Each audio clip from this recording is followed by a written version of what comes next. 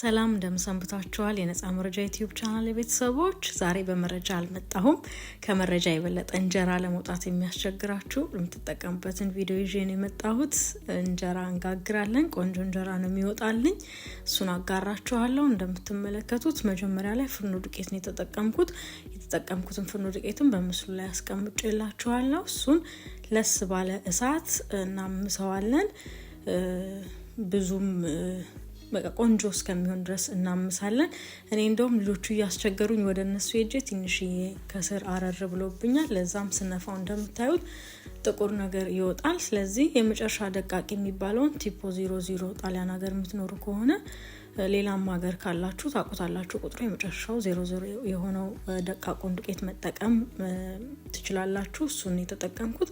በሁለተኛ ላይ ደግሞ ጥቁር ዳቦ የሚጋገርበት 7 አይነት የእህል ዘር በውስጡ ያለው ዱቄት አለ። አሁንም ጣሊያን ሀገር የምትኖሩ ከሆነ ለእናንተ በጣም ቆንጆ ዱቄት ነው። እንጀራችሁን ቆንጆ አድርጎ ነው የሚያወጣላችሁ።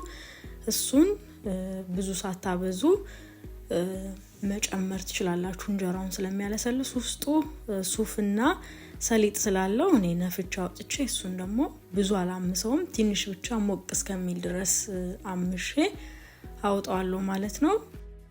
ይሄን ዱቄት ማታገኙት ከሆነ ደግሞ የገብስ ዱቄት ንጹህ ካገኛችሁ እሱን ብትጠቀሙትም ተመሳሳይ የሆነ እንጀራ ማግኘት ትችላላችሁ። በዛም ስለምጠቀመው እኔ እንዳልኳችሁ ቀደም ሲል ነጩን ዱቄት ስታምሱ ጥንቃቄ አርጉ። ትንሽ የኔ እሳት ገባ ብሎበታል። ስለዚህ እናንተ ጥንቃቄ አርጉ እሱ ላይ። ቢሆንም ግን ቆንጆ እንጀራ ነው የሚወጣው። እንደዛም አይረርና መጥፎ ቃና ያምጣ እንጂ ትንሽ የገባ ቢልበት ችግር የለውም። ከዛም በኋላ የጤፍ ዱቄት ነው የጨመርኩት። የጤፍ ዱቄቱን እንደምትመለከቱ በጣም በትንሽዬ እቃ ነው ትንሽዬ ነው የጨመርኩት። ከዛ በምትመለከቱት መልኩ ሶስቱንም ዱቄት በጋራ አድርጌ አዋህደዋለሁ። ከዛ ቤት ውስጥ እርሾ አለኝ እኔ ፍሪጅ ላይ ያስቀመጥኩት እርሾ። እሱን አውጥቼ ድብልቅልቅ አድርጌ በዚህ መልኩ ዱቄቴ ላይ ጨምሬ ወደ ማብኳቱ ሄዳለሁኝ ማለት ነው። በእጄ ትንሽ ወደ መደባለቅ ነው የገባሁት። ዱቄቶቹ ሶስቱም እስከሚዋሃዱ ድረስ ውሃ እየጨመርኩኝ አዋህዳቸዋለሁ ማለት ነው። ዱቄቱ እስከሚጠፋ ድረስ በደንብ አድርገን በእጃችን መጀመሪያ እናዋህደዋለን። በምትመለከቱት መልኩ ስናዋህደው ውሃ የምንጨምረው ለብ ያለ ውሃ መሆን አለበት። በጣም የሚያቃጥል መሆን የለበትም፣ ቀዝቃዛ መሆን የለበትም። ለስ ባለ ውሃ ዱቄቱን በዚህ መልኩ እናደባልቃለን። ከዛም በኋላ እንግዲህ አሁን ለማቅጠን ስለሆነ የምጨምረው ውሃውን በደንብ እየጨመርኩኝ ከዚህ በኋላ የምፈልገው አይነት ቅጥነት ላይ እስከሚመጣ ድረስ ውሃውን ሄዳለሁኝ ማለት ነው። ከዛ የቀረውን ዱቄት በዚህ መልኩ ካደባለቁት በኋላ እርሾ ነው የምጨምረው። 1 የሻይ ማንኪያ እርሾ ነው። ለምን? ዊንተር ስለሆነ ቅዝቃዜ ስላለው እንጀራችን በደንብ ኩፍ እንዲልልን ያግዘናል። ሰመር ላይ ከሆነ ግን ሙቀት ካለ እርሾን እኔ አልጠቀምም። እናንተም ባትጠቀሙት መክራለሁኝ። አሁን ግን ቅዝቃዜ ስለሆነ ኩፍ እንዲል እንዲያግዘው 1 የሻይ ማንኪያ እርሾ ጨመርኩኝ። ከዛ ደግሞ ጨውን የጨመርኩት እሱንም 1 የሻይ ማንኪያ። ከዛም ቢያንስም ጥሩ ነው። እሱን ጨምሬ እንግዲህ በዚህ በምትመለከቱት በመፍጫው በደንብ ከፈጨውት በኋላ ረጅም ደቂቃ ነው፣ ወደ 5 ደቂቃ 6 ደቂቃ ያህል ድረስ በደንብ ነው በመፍጫው የምታዩት። ከዛም በኋላ በምፈልገው ነገር ለመጋገር በሚበቃው አይነት የቅጥነት መጠን ሊጡን እናቀጥነዋለን። አሁንም ለብ ያለ ውሃ መጨመራችሁን እንዳትረሱ። እሱን የጨመራችሁ ሊጣችሁን አቅጥናችሁ ግድና አድርጋችሁ ታሳድሩታላችሁ ማለት ነው።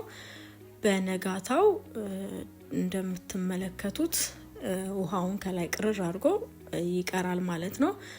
ከዛ ከላይ ቀራራውን እንለዋለን እናነሳለታለን። እኔ አልደፋም፣ በራሱ ስለሆነ ማቀጥ ነው። ከላይ ያለውን ብቻ ነው ማነሳው። ይበቃዋል ብዬ የማስበውን ያክል ውሃ ሲቀረው ግን አስቀርና ከዛም በኋላ ሊጤን ወደ ማቅጠን ነው የሚሄደው። በራሱ ውሃ ከላይ ያለውን ብቻ ነው ማነሳው፣ አብሴት ስለማንጠቀም ማለት ነው። ስለዚህ በራሱ ውሃ በዚህ መልኩ አቅጥኜ እንዲጋገርልኝ ዝግጁ አድርጌዋለሁ በምፈልገው አይነት የቅጥነት መጠን ማለት ነው። እናንተም ሊጣችሁን የተቆጣጠራችሁ። እኔ በመጥበሻ ስለሆነ መጋግረው ሊጡን በጣም አላቀጥነውም። በመጥበሻ መጋግሩ ከሆነ እናንተም ሊጣችሁ በጣም አይቅጠን። ለምን መጥበሻችን እሳት ብዙም ላይችል ስለሚችል ከመጥበሻው አልወጣም ብሎ ሊያስቸግራችሁ ይችላል። ብቻ ቆንጆ እንጀራ አይወጣም በጣም ከቀጠነ። ስለዚህ መካከለኛ የሆነ የሊጥ መጠን ቢኖራችሁ ስታቀጥኑት ቆንጆ ነው ብዬ በዚህ አጋጣሚ ልነግራችሁ ፈልጋለሁኝ። ከዛ ወደ መጋገር ነው ሄድኩት። የመጀመሪያው እንጀራ እንዴት የሚወጣ ይመስላችኋል? ይሄው እናየዋለን። እንዴት አይነት እንጀራ እንደሚወጣ እንመለከታለን።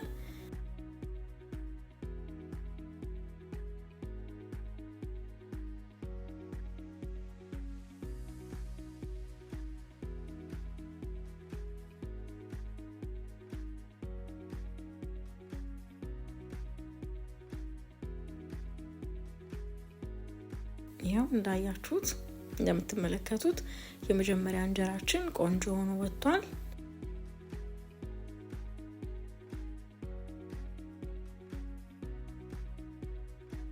ሁለተኛችንን ደግሞ እንቀጥላለን። መጥበሻችንን እሳቱን እንዳልኳችሁ ተቆጣጠሩለት። ከስር በጣም እሳት ከበዛበት ከስር ያለው አይን የማውጣት ነገር ይኖረዋል። ስለዚህ በቂጡ በኩል አይን እንዳያወጣ መጥበሻችሁን የተቆጣጠራችሁ እሳታችሁን መጋገር ትችላላችሁ። በኤሌክትሪክም በምጣድ የምትጋግሩ ከሆነ በጣም እሳት እንዳይበዛበት ጥንቃቄ እያደረጋችሁ ብትጋግሩ ከስር አይን አይወጣበትም፣ ቆንጆ እንጀራ ይወጣል። ሁለተኛው ላይ እንደምትመለከቱት በጣም ቆንጆ እንጀራ ነው የወጣው። ለምን? ቶሎ ስለምከር ነው። እንፋሎቱ በራሱ ወዝ ያለውና ለስላሳ እንጀራ እንዲወጣ ያግዘናል ማለት ነው። ይሄ እንግዲህ እኔ ብዙ ከመጋገር ያተረፍኩት ልምድ ነው። ይሄንንም በዚሁ አጋጣሚ ላካፍላችሁ ብዬ ነው። ይሄው ሶስተኛው እንጀራ እንደምታዩት ወዛም ነው፣ በጣም ለስላሳ እንጀራ ነው፣ ያምራል። ጣሙም በጣም ልዩ ነው። እኔ ረጅም ጊዜ እንደዚህ ነው የምጠቀመው። ቆንጆ እንጀራ ነው የሚወጣልኝ ማለት ነው። ይመቸኛል። በቃ እናንተም ከተመቻችሁ ላጋራችሁ ብዬ ነው። ይሄው ከስርም እንደምታዩት መጥበሻችንን ለስ ስላረግ ነው ቆንጆ እንጀራ እናገኛለን ማለት ነው። እንግዲህ ከ10 ስንት እንደምትሰጡኝ ኮሜንት ላይ ያሳውቁኝ። በመረጃ ብቻ ሳይሆን ሙያም አለኝ ለማለት ነው። ከተመቻችሁ ለሌሎች አጋሩልኝ፣ ላይክ አድርጉ፣ ኮሜንት ማድረጋችሁንም አትርሱ። ቀጣይ ሙያ ይቀጥል ካላችሁ ወሌላ ሙያ እንመለሳለን።